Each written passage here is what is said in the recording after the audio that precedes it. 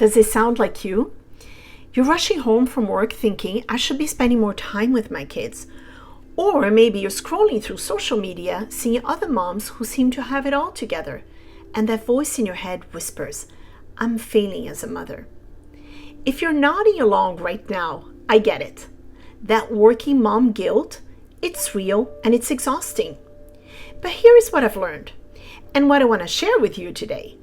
That guilt you're carrying around, it's not actually about whether you're working or staying home. It's about something much deeper. It's about how you see yourself as a mom. So let's talk about that, because once you understand what's really going on, everything else starts to shift. Hey everyone, I'm Rima, and as a life coach, I work with incredible women who are juggling careers and motherhood. Today, we're diving deep into something that affects nearly every working mom I know, that crushing guilt that follows us everywhere. Here's what most people don't understand. Working mom guilt isn't actually about working. It's about a lack of self-love.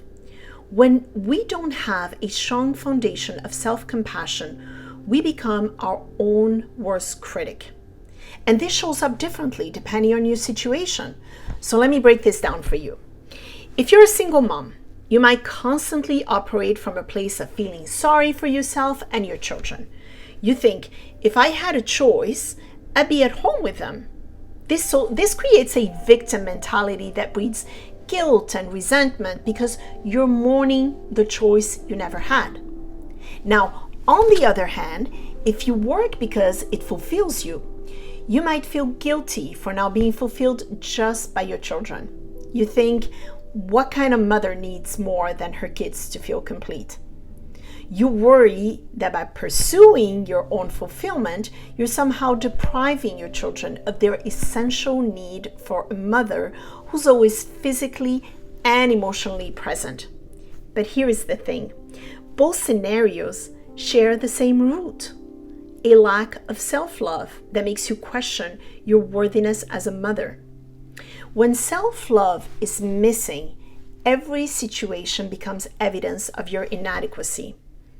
We look at stay-at-home moms and think, she's doing it right, I'm not.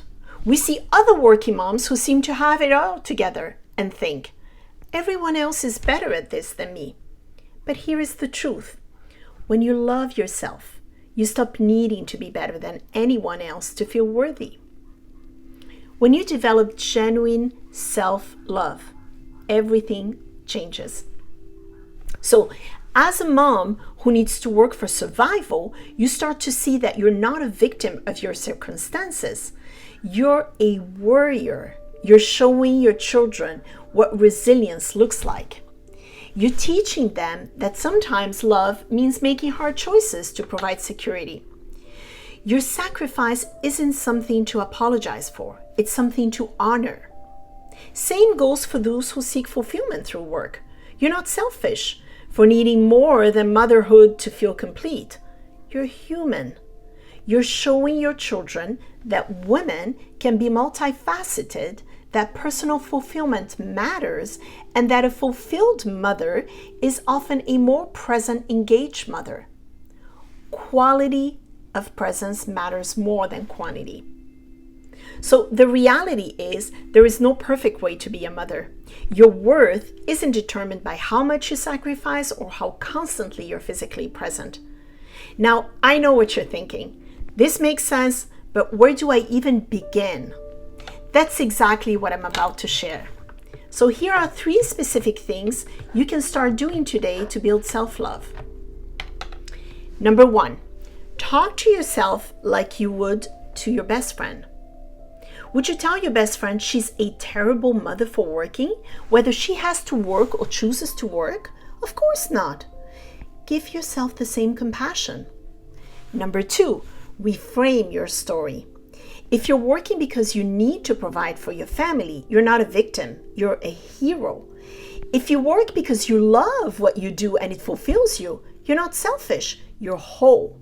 Your brain needs to hear that empowerment version of your story.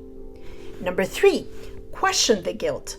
When the guilt hits, ask yourself, is what I'm feeling pushing me forward toward the best version of myself, or is it crushing me with shame and punishment? There is a big difference between your conscience guiding you toward what's right for you and your family, which comes from a place of self-love and empowerment, and guilt, which comes from shame and feeling like you're never enough. So remember, mom, whether you work because you have to or because you choose to, you're not failing. If you have to work to sustain your family, you're not depriving your children, you're protecting them. If you work because you choose to, you're not being selfish, you're being whole. And here is the truth. When you ignore your own needs, you're pouring from an empty cup. You can't possibly show up as the best mom for your kids when you're running on empty. That's why attending to your needs isn't selfish. It's essential. You're human, you're doing your best, and that's enough. Guilt is not only the most useless emotion, but it also says nothing about your choices and everything about how you're treating yourself. So start with self-love and watch how the guilt begins to lose its grip on you. If this resonated with you, please give this video a thumbs up and share it with another working mom who needs to hear this. And tell me in the comments, what's one way you're going to show yourself more compassion this week? Also, don't forget to subscribe for more videos about creating a life you love while being the mother you want to be. I'll see you in the next video.